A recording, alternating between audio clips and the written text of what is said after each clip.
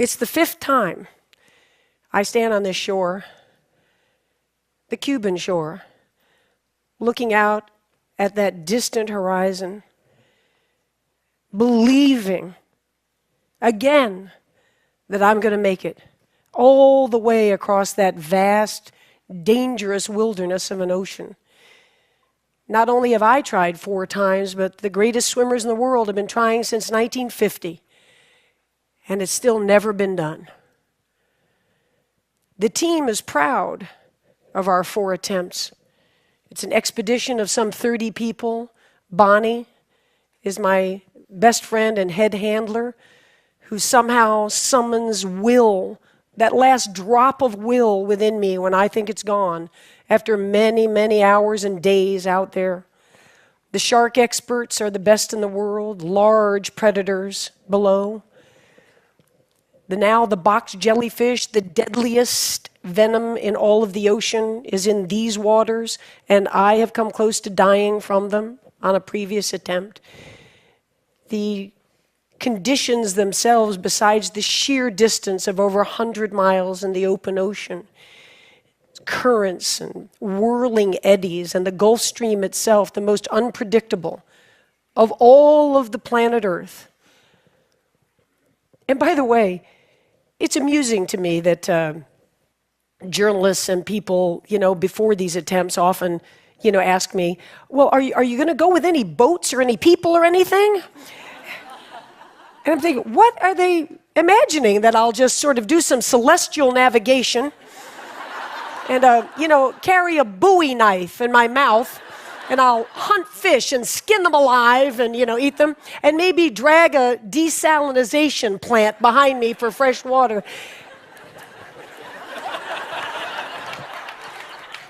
Yes, I have a team. And the team is expert. And the team is courageous and brimming with innovation and scientific discovery, as is true with any major expedition on the planet.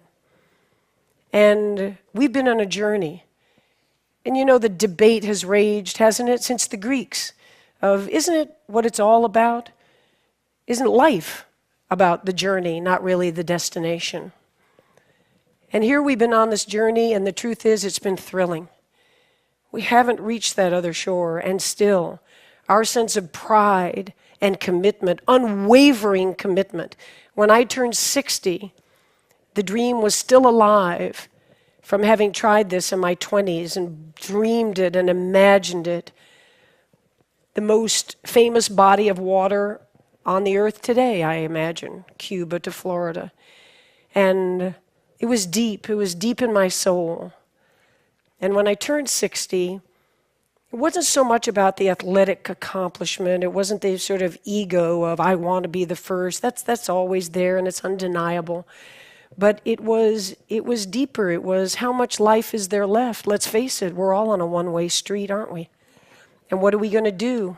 What are we going to do as we go forward to have no regrets looking back? And all this past year in training, I had that Teddy Roosevelt quote, to paraphrase it, floating around in my brain, and it says, you go ahead. You go ahead and sit back in your comfortable chair, and you be the critic. You be the observer, while the brave one gets in the ring and engages and gets bloody and gets dirty and fails over and over and over again, but yet isn't afraid and isn't timid and lives life in a bold way. And so, of course, I want to make it across. It is the goal, and I should be so shallow to say that this year the destination was even sweeter than the journey.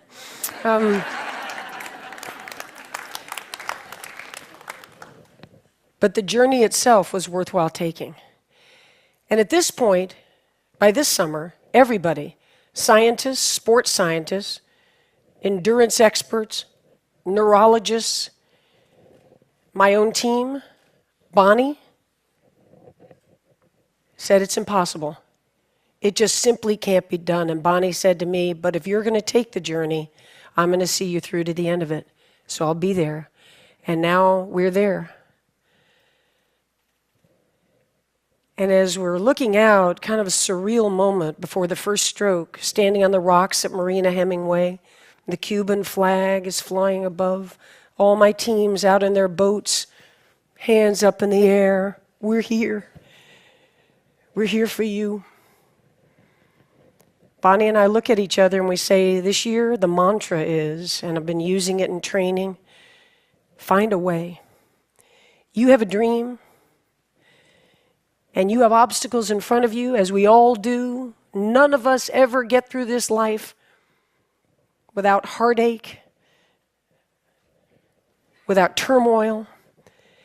And if you believe and you have faith, and you can get knocked down and get back up again, and you believe in perseverance as a great human quality, you find your way. And Bonnie grabbed my shoulders and she said, let's find our way to Florida.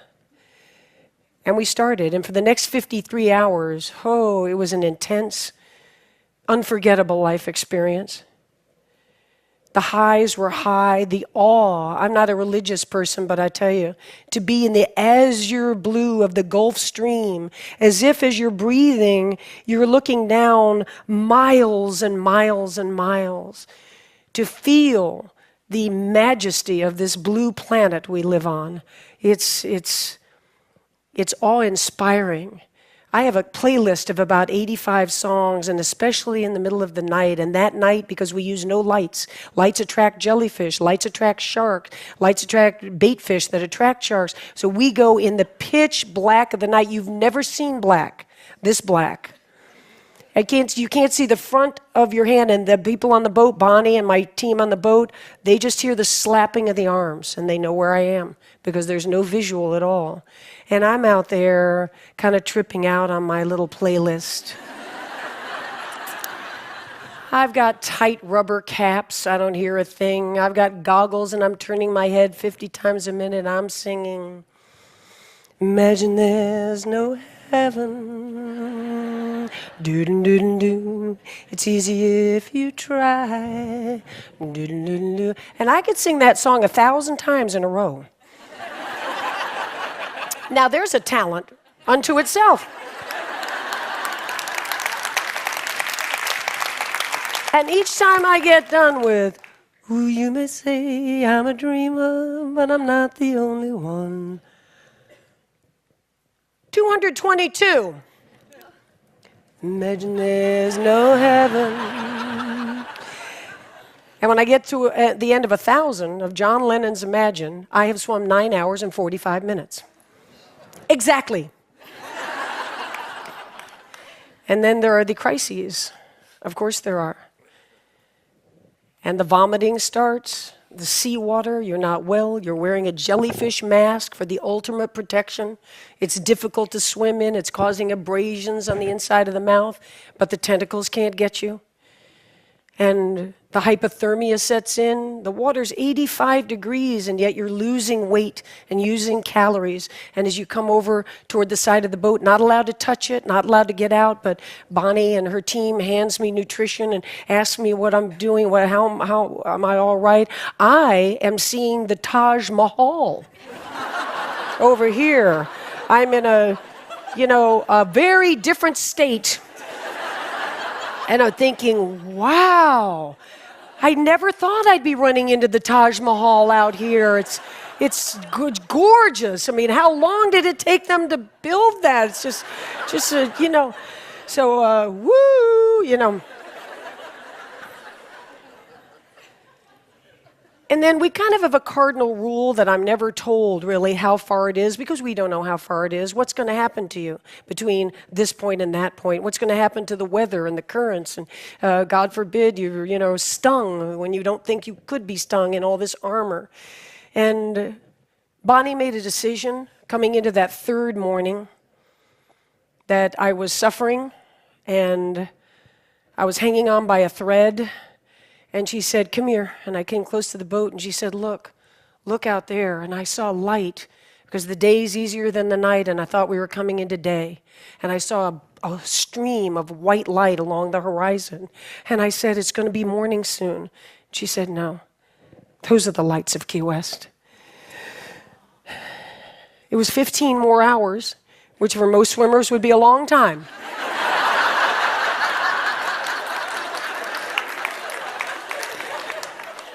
You have no idea how many 15-hour training swims I had done.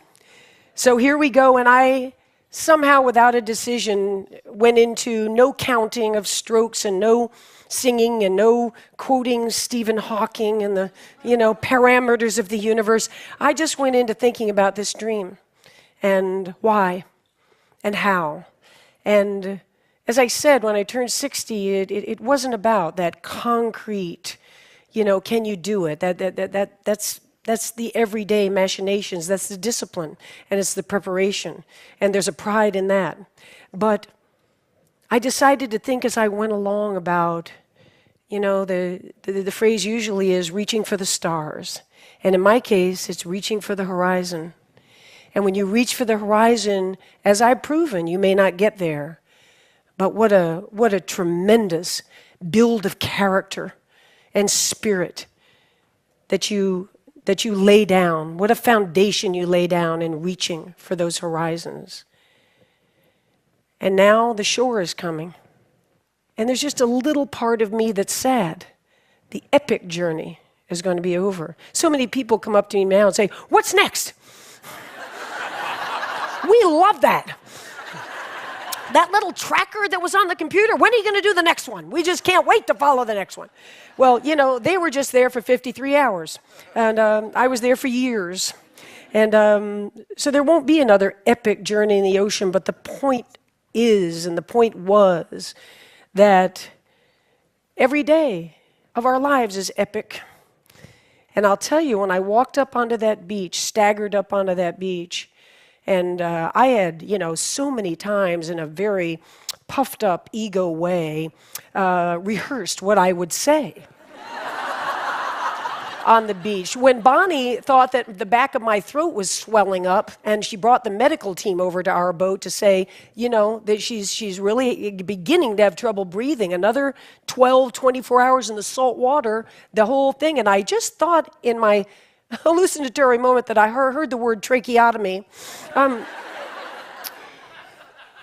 And Bonnie said to the doctor, "I'm not worried about her not breathing. If she can't talk when she gets to the shore, she's going to be pissed off."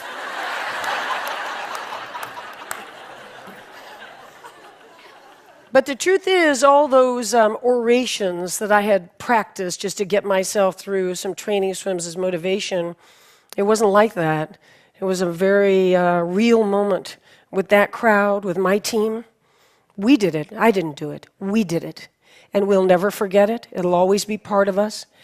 And the three things I did sort of blurt out when we got there was, first, never, ever give up. I live it. What's the phrase from today from Socrates? To be is to do. So I don't stand up and say, don't ever give up. I didn't give up. There was action behind these words. The second is, you can chase your dreams at any age. You're never too old. 64, that no one at any age, any gender could ever do, has done it, and has no doubt in my mind that I am at the prime of my life today. Yeah.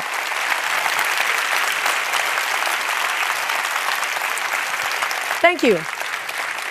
And the third thing I said on that beach was, it looks like the most solitary endeavor in the world, and in many ways, of course, it is.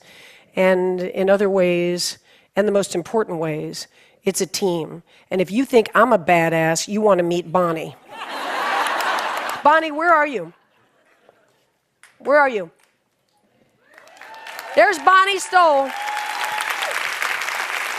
my buddy. The Henry David Thoreau quote goes, when you achieve your dreams, it's not so much what you get as who you have become in achieving them. And yeah, I stand before you now. In the 3 months since that swim ended, I've sat down with Oprah, and I've been in President Obama's Oval Office. I've been invited to speak in front of esteemed groups such as yourselves. I've signed a wonderful major book contract. All of that's great, and I don't denigrate it. I'm proud of it all, but the truth is, I'm walking around tall because I am that bold, fearless person. And I will be every day until it's time for these days to be done. Thank you very much and enjoy the conference. Thank you. Thank you. Thank you.